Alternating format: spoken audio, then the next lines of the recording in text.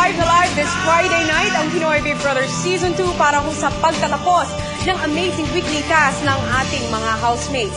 Magtagumpay nga kaya sila sa kanilang 50% na bet o matalo na naman sila sa pangatlong pagkakataon at maging gulay ang kanilang ulam sa darating at sa susunod na linggo. Lahat po yan ay malalaman natin maya-maya lamang, pero sa ngayon ho ay babalikan muna natin at pupuntahan na natin ang mga nagaganap ngayon mismo sa loob ng bahay ni Kuya. Panoorin yung lahat.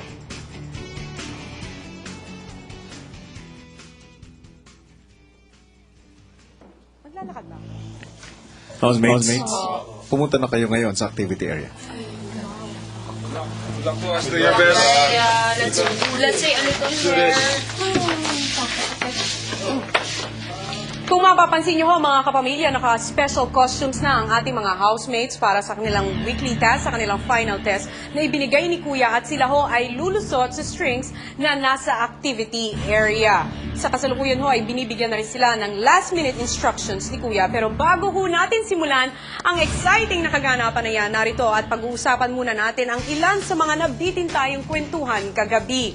Nariyan na rin ho ang Big Red Phone, kung sino-sino nga ba mga housemates ang nakatanggap ng tawag mula kay Kuya. At kung good news man or bad news, lahat ho yan ay masasaksihan natin in a short while. Pero ngayon din ho ay babalikan natin kung ano na nga ba ang nangyari sa pakikitungo nitong si Dion kay Zik. Kung meron mang nabago, lahat ho yan ay makikita natin ngayong gabi. Pero ang pinaka-nabitin tayo sa lahat ay ang nangyari sa pag-uusap nitong si Bruce at si Kuya. At kung ano man ang kinakailangan niyang gawing sakripisyo para sa kanyang ina at kung magkakaroon man ho ng voluntary exit, narito panoorin yung lahat.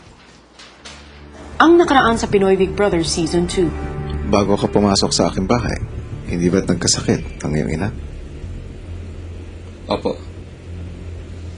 Nasa hospital po ba siya, Kuya? Tama ka. Alam ko nagiging problema sa tuwing papasok siya sa ospital. Every time po na naghanap po kami mahiraman para pambayad po sa hospital. At yun din ang problema ng iyong pamilya ngayon. Kung bibigyan kita ng pagkakataong tumulong, gagawin mo ba? Sa anong pong paraan, Kuya? May isa-sacrifice po ako, Kuya? Ano yun? Sacrifice po yung pag-stay ko dito, Kuya. Gusto mo bang lumabas?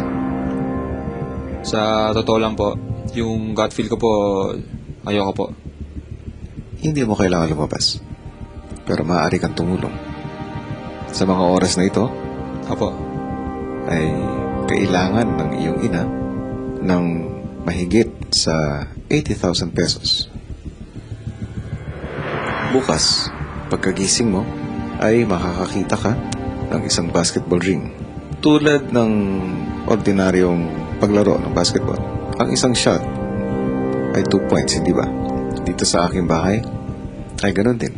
Kailangan ay makashoot ng mahigit sa 40,000 shots sa loob ng 5 araw. Maaari ka magpatulong sa iyong mga housemates, pero hindi mo maaaring sabihin sa kanila ang intensyon ng bawat shot. Kapag natapos mo ang 40,000 shots kasama ng iyong mga housemates, ako na ang bahala sa mga bayarin sa ospital. Marami pong salamat, Kuya. Sa paglabas ng kumpisalan, sa prayer room tumungo si Bruce. Baka sa mukha ang pag-aalala ng isang anak. Ang determinasyong gawin ng lahat alang-alang sa pinakamamahal na ina.